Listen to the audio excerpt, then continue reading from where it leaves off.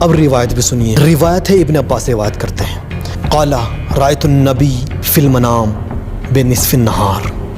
ابن عباس کہتے ہیں کہ میں دوپہر میں سو رہا تھا، ظہر کا ٹائم تھا، میری خواب میں رسول اللہ ہے.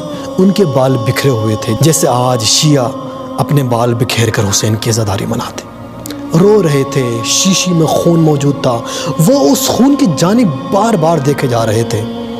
ابن عباس کہتے ہیں اسی خواب کی حالت میں میں نے رسول اللہ سے کہا یا رسول اللہ ما ھذا؟ قال دم الحسین واصحابہ. اے رسول اللہ یہ کیا ہے؟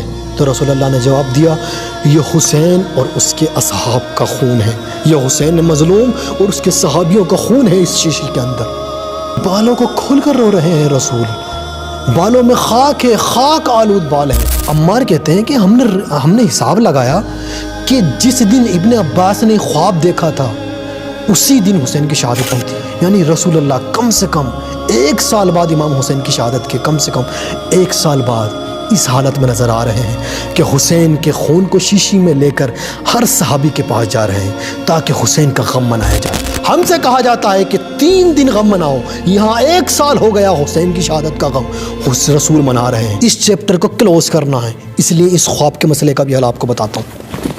صحیح مسلم اور صحیح بخاری میں ایک روایت آئی ہے جو دونوں ہی کتابوں میں موجود ہے.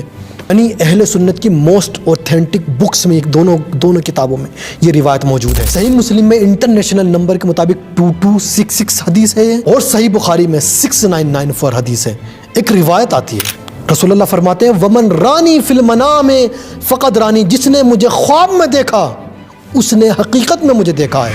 یعنی جو رسول شیشی میں حسین کا خون لے کر گھوم رہے ہیں اور غم منا رہے ہیں، رسول کے بال بکھرے ہوئے ہیں، سر میں خاک پڑی ہے، 1 سال بعد تک کم سے کم چاروں طرف حسین کا غم منا رہے ہیں. یہ کی دلیل بتاتے ہیں رسول اللہ فَإِنَّ الشَّيْطَانَ لَا يَتَمَثَّلُ بِي، چونکہ شیطان میری شکل میں تمہاری خواب میں نہیں آ سکتا.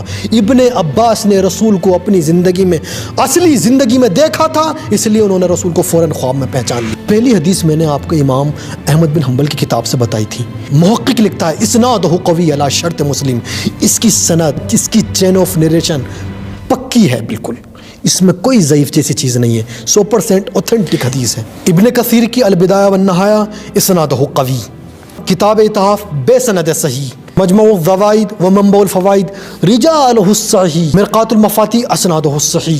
حالانکہ کسی باضمیر بندے کو حسین پر رونے کے لیے لکیر کی ضرورت نہیں، ضمیر کی ضرورت ہوتی ہے. لیکن اگر آپ کو لکیر ہی کی ضرورت ہے، آپ کو سند ہی کی ضرورت ہے، تو میں نے سند آپ کو دے دی ہے.